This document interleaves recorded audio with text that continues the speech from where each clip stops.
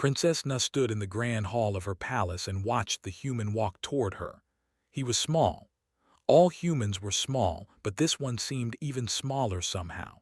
He moved with careful steps, like someone who knew he did not belong in this place. They were tall.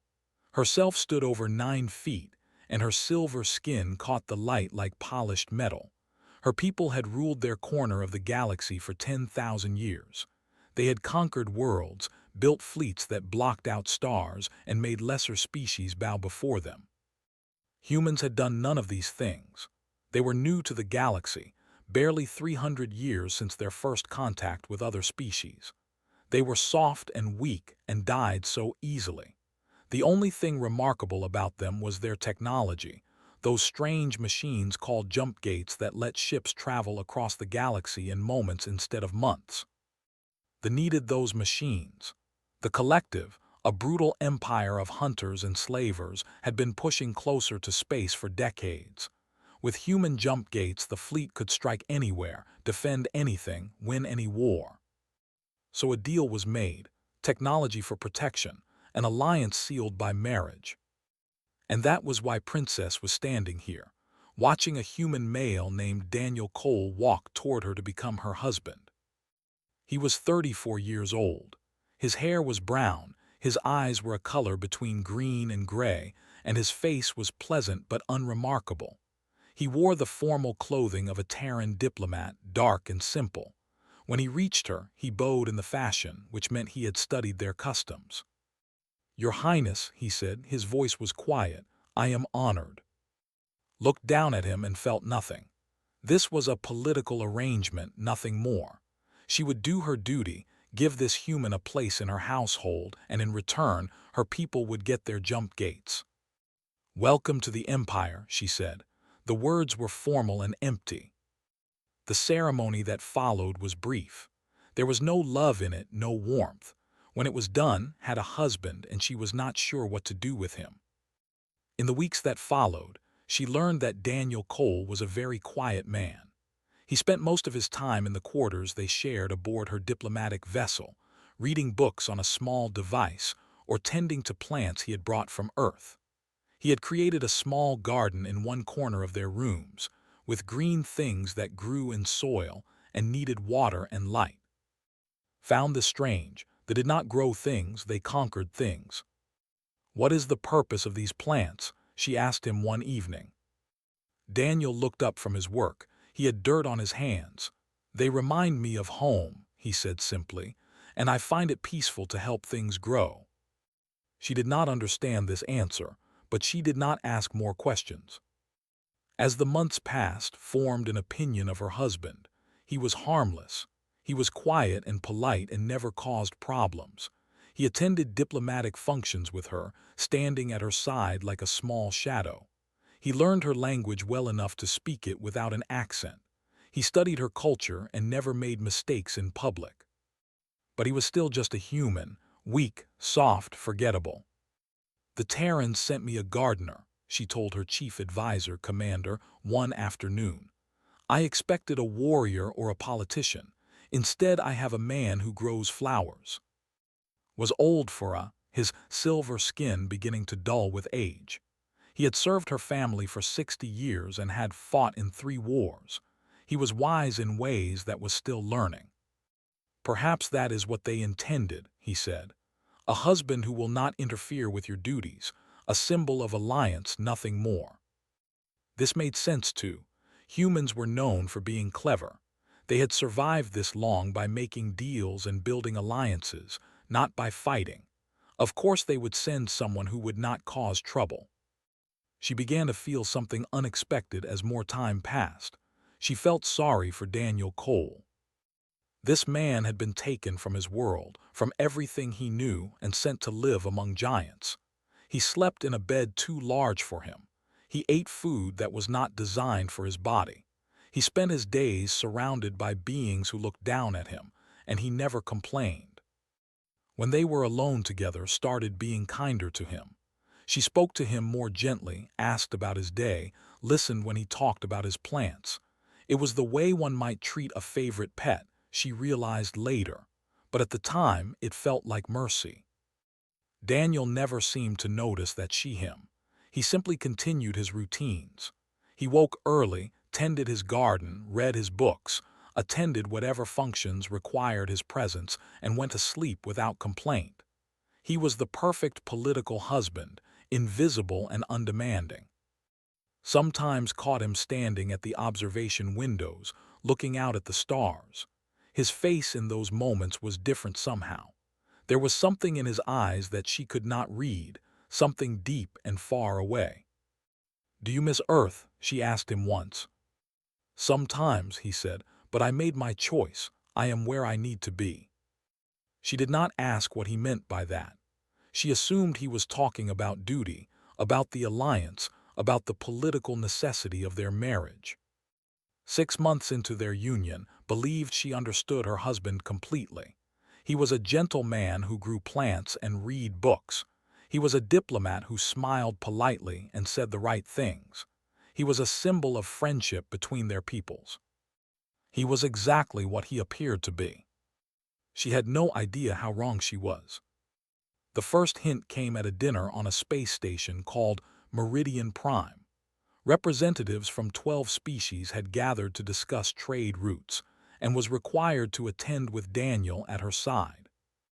The evening was normal until a merchant from the species, a cruel reptilian race, began talking about human slaves he had purchased. "Excellent workers," the merchant said, his forked tongue flicking out. "Docile creatures, easy to break." Felt Daniel go still beside her. It was a tiny change, almost nothing, but she noticed it. When she looked at him, his face was the same as always, calm and pleasant. But his eyes had changed. They were cold now, cold in a way she had never seen before. "You disapprove?" the merchant asked, noticing Daniel's gaze. Daniel smiled. It was not his normal smile. "I am sure they are excellent workers," he said quietly, "though I wonder if you have ever met one that was not already broken." The merchant laughed, but there was uncertainty in the sound. Something about Daniel's tone had disturbed him. Later, when they were alone, asked about the exchange. "It was nothing," Daniel said, returning to his book. "A cultural difference." She let the matter drop. But that night, for the first time, she looked at her husband and wondered if she really knew him at all. After the dinner at Meridian Prime, began to watch her husband more carefully. She did not know why. Perhaps it was curiosity.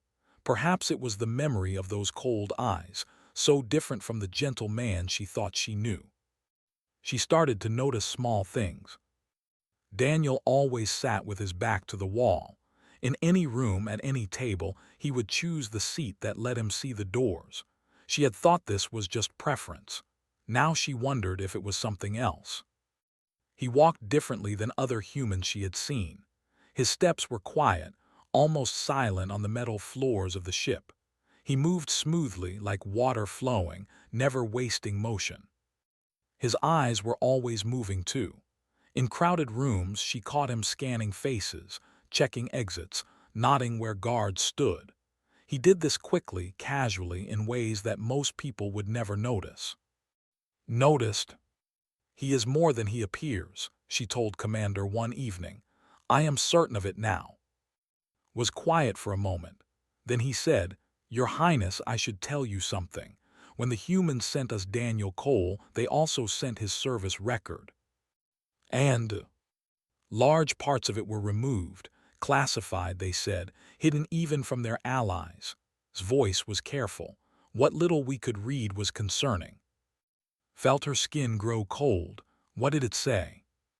He served 15 years in something called the Terran Special Operations Division before he became a diplomat.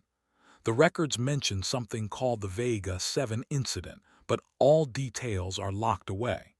We know only that it happened and that Daniel Cole was there. "What is a Special Operations Division?" asked. Chose his words slowly. "Among humans there are soldiers who fight in armies, and then there are others, ones who work in shadows, ones who do things that armies cannot do." He paused. "The humans do not call them soldiers, they call them operators."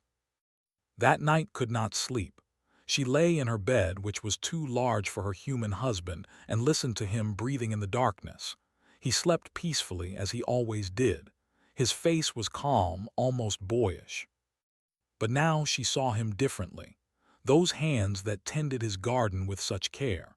Those eyes that watched everything. That quiet voice that had made a slave trader uncomfortable with just a few words. What had those hands done? What had those eyes seen? She wanted to ask him, but something held her back. Perhaps she was afraid of the answer. In the days that followed, paid attention to how others treated Daniel. She had not noticed before, but now she saw that the ship's security officers behaved strangely around him. They were respectful in a way they were not with other diplomats. They gave him space when he walked past. They nodded to him like they would nod to a fellow warrior. One day, she saw Daniel speaking with the chief security officer in a corridor. She could not hear what they were saying, but she saw the officer's face. He was listening to Daniel with the attention of a student listening to a teacher. When Daniel walked away, the officer stood still for a moment, thinking about whatever had been said. "What were you discussing?" asked Daniel later. "Security arrangements," he said easily. "I had some suggestions about patrol patterns." "You know about such things?" Daniel smiled his gentle smile. "I have read a few books on the subject." It was a lie, knew it was a lie, but she did not push further. One night she woke to find Daniel's side of the bed empty. This was not unusual. He often woke early to work in his garden, but something made her get up and look for him. She found him in the training room. The lights were low, and Daniel was alone. He was moving in ways she had never seen a human move. His body flowed through patterns that were beautiful and terrible at the same time. His hands struck invisible enemies. His feet shifted on the floor in complex steps. Then she saw the blade. It was long and curved, with a handle wrapped in dark cord. It caught the dim light as it moved through the air, drawing lines that looked like silver fire. Daniel wielded it like it was part of his body, an extension of his arm. He was fast, faster than she had imagined a human could be. The blade sang through the air, and she understood that what she was watching was death made into art. She must have made a sound because Daniel stopped. He turned to face her, the blade held low at his side. His face was calm, but his eyes held something she could not name. "I apologize," he said quietly. "I did not mean for you to see this." Stepped into the room, her heart was beating fast. "What is that weapon?" "It is called a katana, a sword from a nation on earth called Japan." He looked down at the blade. "It belonged to my grandmother. She taught me to use it when I was a child." "You move like a warrior." "I move like what I was trained to be." They stood in silence. The distance between them felt vast, like the space between stars. Daniel said slowly, "Who are you?" He did not answer immediately. He lifted the blade and slid it into a covering she had not noticed before, hiding the bright steel. Then he looked at her, and for the first time, she saw the real man behind the mask. "I am someone who tried to leave the past behind," he said. "I came here hoping to be only what you see, a gardener, a diplomat, a husband." His voice dropped low. "I did not want you to know what else I am." "What are you?" Daniel's eyes grew distant. "I am what humanity creates when it has no other choice. I am a weapon, Your Highness, one that was supposed to stay in its covering forever." He walked past her toward the door. At the threshold he paused. "I am sorry," he said without looking back. "I truly hoped you would never have to learn this." Then he was gone, and was left alone in the training room, her mind full of questions and her heart full of a strange new feeling. She was beginning to realize that she had never known her husband at all. The attack came on a quiet morning. Was in her office, reviewing diplomatic reports when the ship shook with a terrible force. Alarms began screaming. Red lights flashed in every corridor. She ran to the command center and found chaos. 3 warships, Commander reported, his voice tight with anger and fear. They came out of hyperspace directly in our path. Our escort vessels are gone. Gone, 3 warships destroyed in moments. Through the viewing window could see the enemy. They built their ships to look frightening, all dark metal and sharp edges. They were hunters and their vessels looked like predators. Can we escape? She asked.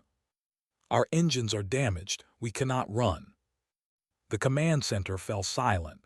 Everyone understood what this meant. They did not take prisoners, not in the normal sense. They took slaves. They took food. To them, other species were either useful or delicious. Humans were considered both. They are sending a boarding party, an officer announced. 40 warriors in the first wave. Drew herself up to her full height. She was a princess of the empire. If she was going to die, she would die fighting. Gather all security personnel, she ordered. We will make our stand in the main corridor. Your Highness, said carefully, we should move you to the secure chamber. Perhaps we can negotiate your release. The do not negotiate, they take, looked at her old advisor. I will not hide while my people fight for me. She was about to give more orders when the door opened, and Daniel Cole walked in. He looked different. The change was subtle but unmistakable. His posture was, his movements were sharper. The gentle gardener was gone and something else had taken his place. How many are boarding? He asked. Stared at him. 40 in the first wave, more will follow. Daniel nodded as if this was nothing unusual. Seal the secondary corridors. Force them to come through the main hallway outside engineering. It is narrower there. He turned too.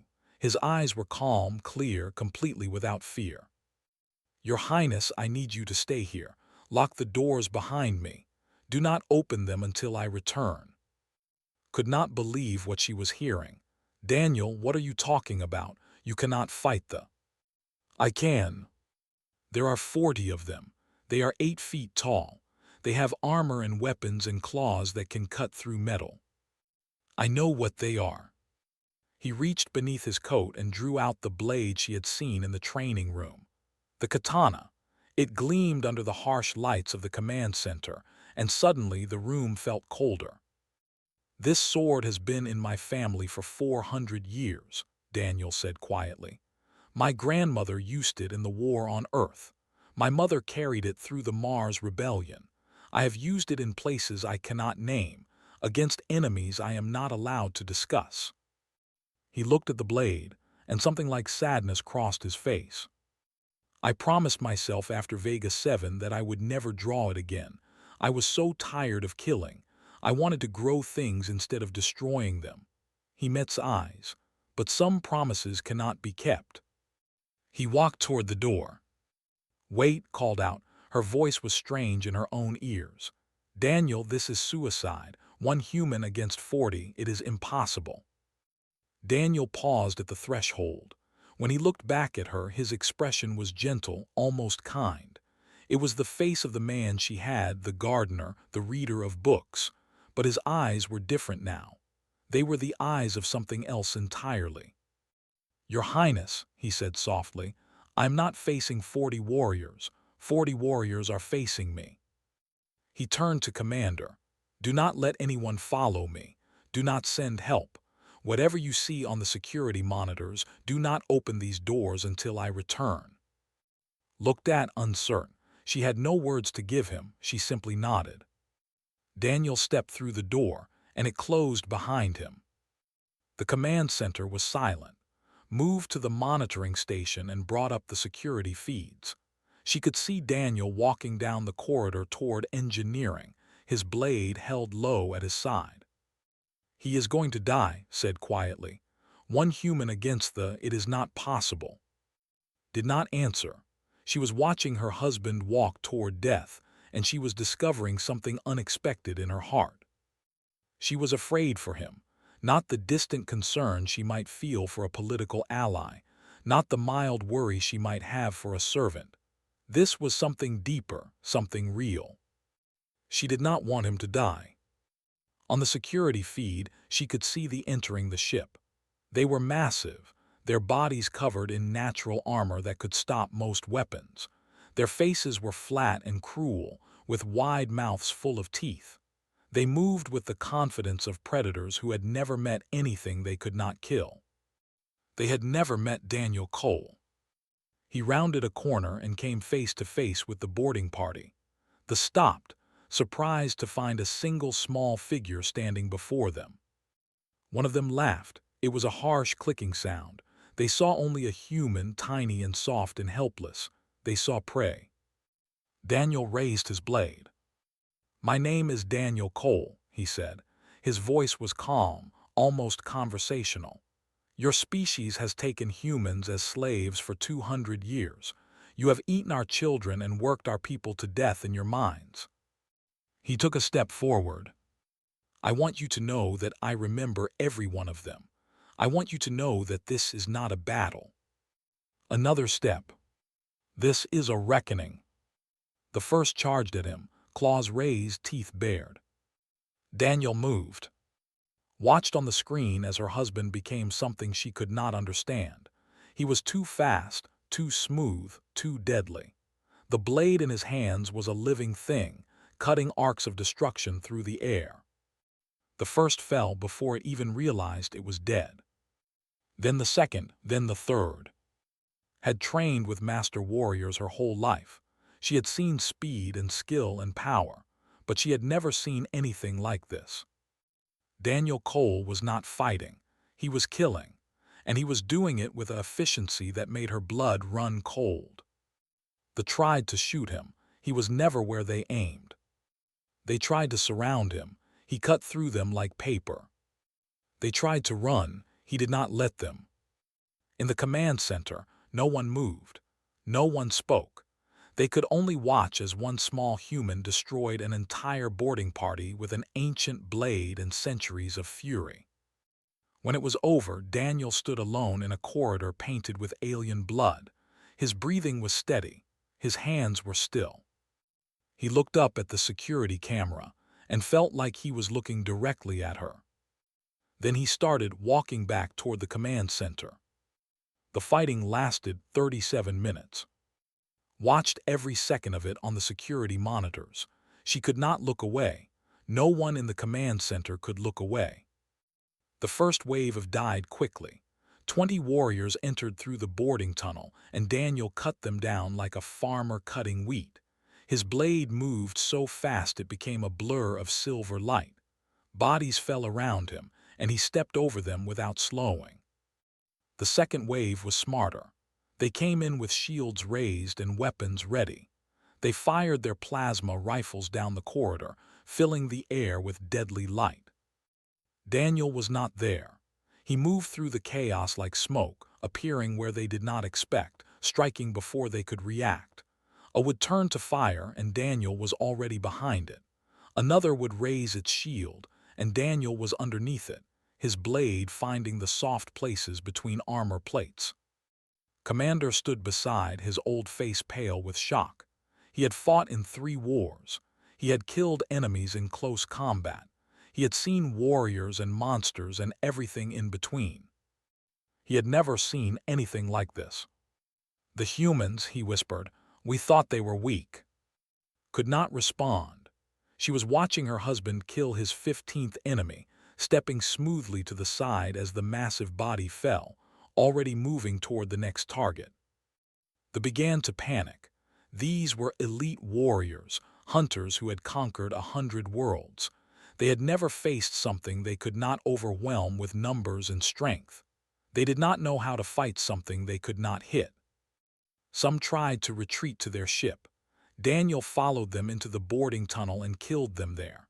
When he emerged, his clothing was dark with blood that was not his own. More came. They sent their best fighters, their largest warriors, creatures that had torn apart armored vehicles with their bare claws. Daniel killed them all. He fought in silence mostly. No battle cries, no taunts, no wasted words. The only sounds were the hum of his blade through air, the crack of bodies hitting the floor, and the wet noise of flesh being cut. Sometimes they would speak. They would threaten him, curse him, beg him. Daniel never answered. He simply kept moving, kept cutting, kept killing. Found herself counting the bodies. 15, 20, 30. The number grew with terrible speed. At one point, a managed to grab Daniel from behind, its massive arms wrapping around his body. For a moment, his heart stopped. This was it. No human could break free from a grip.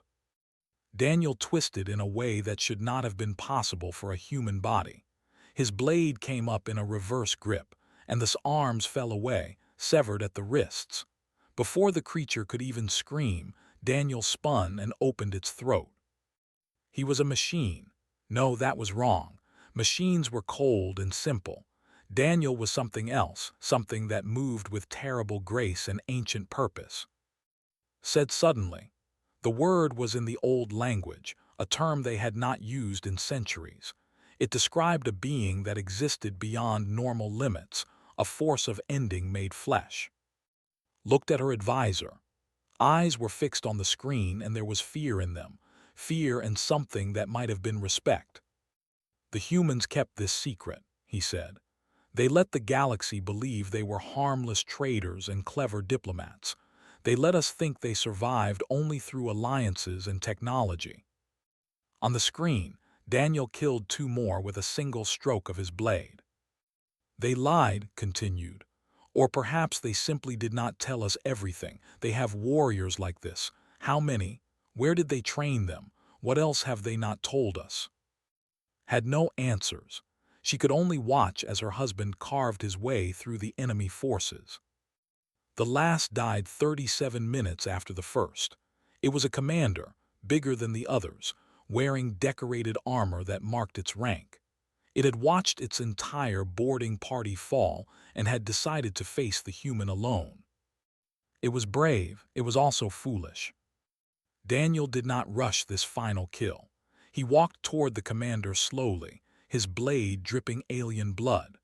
The corridor behind him was filled with bodies, the walls painted in colors that did not exist on Earth. The commander spoke, its voice rough and deep. "What are you?" Daniel stopped a few feet away. "I am human." "No human can do what you have done." "Then perhaps you never truly understood what humans are." The charged. Daniel stepped to the side, his blade rising in a perfect arc, and the commander's head left its shoulders. The body took 2 more steps before it realized it was dead and collapsed to the floor. Silence filled the corridor. Daniel stood among the fallen, his chest rising and falling with controlled breaths. His face was empty of expression. His eyes were distant, looking at something no one else could see. Slowly, methodically, he cleaned his blade on a piece of cloth he carried. Then he slid it back into its covering and began walking toward the command center. Realized she had been holding her breath. She let it out in a long, shaky exhale. "Open the doors," she ordered. "Your Highness," a security officer started to protest. "Open them." The doors slid apart and Daniel Cole walked into the command center. The guards pulled back from him, pressing against the walls like they were trying to disappear. Even Commander took a step backward. Daniel walked directly to. His clothing was ruined, stained with blood that would never wash out. His face was calm, but his eyes held a weight that seemed to age him decades. He knelt before her and placed his sword at her feet. "It is done," he said. His voice was quiet, almost gentle. "Your ship is safe." Looked down at him. This small man who had just killed 43 warriors with nothing but a blade and the training of his people. "You killed them all," she said. "Yes." "Alone?" "Yes." She did not know what to say. The gardener she had, the quiet man she had dismissed as harmless, had just proven himself to be one of the deadliest beings she had ever encountered. "Who are you?" she asked. It was the same question she had asked in the training room, but now it carried a different weight. Daniel looked up at her. In his eyes she saw exhaustion, sadness, and something that might have been shame. "I am what humanity creates when words fail and alliances break," he said. "I am the last option, the final answer, the thing that comes when all other choices are gone." He lowered his head. "And I am sorry you had to see it." The galaxy changed after that day. News of what happened aboard the diplomatic vessel spread fast. Stories traveled from station to station, world to world, species to species. At first, no one believed them. One human killing an entire boarding party? Impossible. Ridiculous. A lie designed to make the weak humans seem strong. Then the warships retreated. They left space without firing another shot. They abandoned their advance into human territory. For the first time in 200 years, the collective asked for diplomatic talks. The galaxy took notice. Representatives came to study the security recordings. They watched Daniel Cole move through the corridors like death given human form. They saw the bodies of elite warriors piled in heaps. They counted 43 kills in 37 minutes. The recordings were studied by military academies on 100 worlds. Experts analyzed every movement, every strike, every impossible moment where Daniel had avoided death and delivered it instead. They wrote papers about human combat potential. They revised their assessments of the species they had dismissed as harmless. The Terran Republic smiled politely when asked about operators like Daniel Cole. They said nothing useful. They simply continued building their jump gates and making their trade deals, same as always. But now, when Terran diplomats entered a room, other species watched them more carefully. How many of these quiet, polite humans were really warriors in disguise? How many gardeners were actually killers? The humans were not saying, and that silence was louder than any answer could be. For the change was more personal. In the weeks after the attack, she found herself thinking about Daniel constantly. Not the warrior who had painted the corridors with enemy blood. That version of her husband was too large to understand, too frightening to examine closely. She thought about the gardener instead, the man who tended plants and read books, the man who learned her language and studied her customs, the man who had tried so hard to be nothing more than a symbol of alliance. She realized now that this had not been a lie. Daniel truly was that gentle person. He truly did find peace in growing things. The violence was not his nature. It was his training, his duty, his curse. He carried it like a weight on his shoulders, and he had spent years trying to set it down. Then the came, and he had to pick it up again. One evening found Daniel in his garden. The ship was still being repaired, but his small corner of green was undamaged. He knelt among his plants, carefully watering a flower that had just begun to bloom. "It is beautiful," she said. Daniel did not look up. "My grandmother grew these on Earth. She said that a warrior must also know how to nurture life, or else they become nothing but a tool for death." Sat beside him, folding her long legs beneath her. This close, she could see the tiredness in his face. The fighting had taken something from him that could not be measured in wounds. "You could have told me what you were," she said. "Would you have believed me?" She considered the question honestly. "No, I would have thought you were lying. Humans are supposed to be weak." "We are weak," Daniel said. "Compared to most species, our bodies are fragile. We cannot run as fast, lift as much, or survive as much damage." He looked at his hands, those gentle hands that had killed so many. "So we learned to be something else instead. We learned to be efficient, to be precise, to turn our weakness into advantage." "How?" Daniel was quiet for a moment. "When you are small, no one fears you.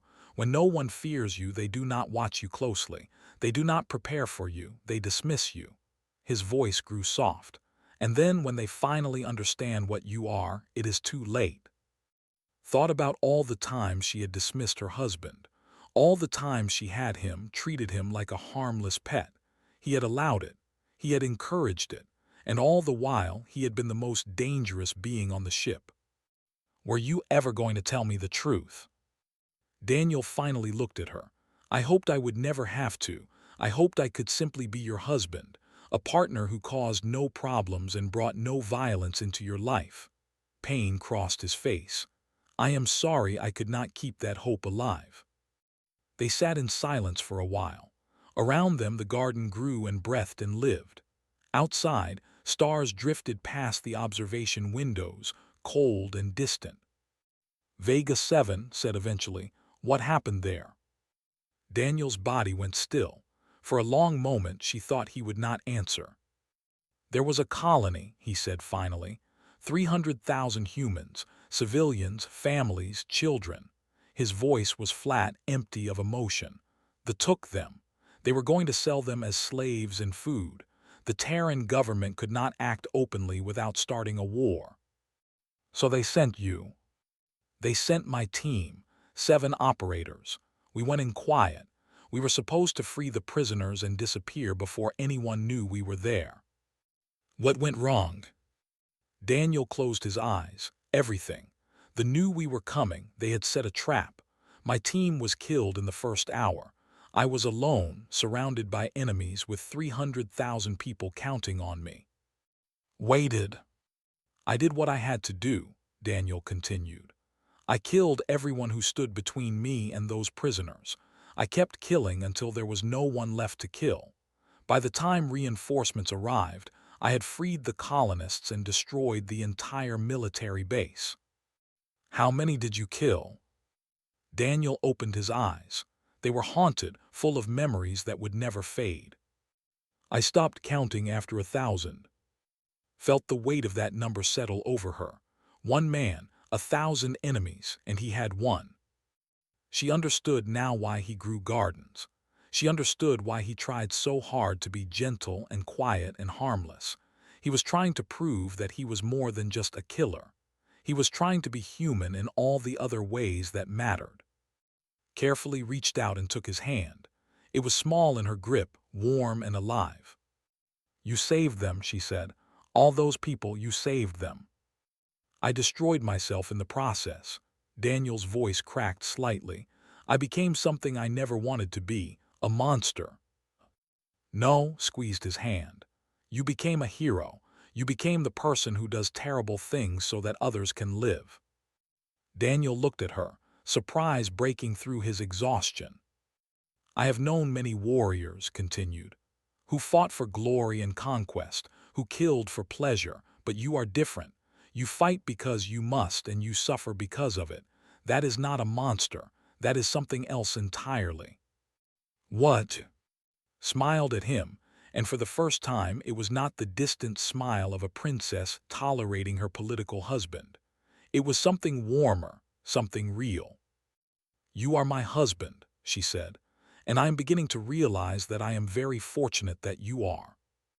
Daniel stared at her.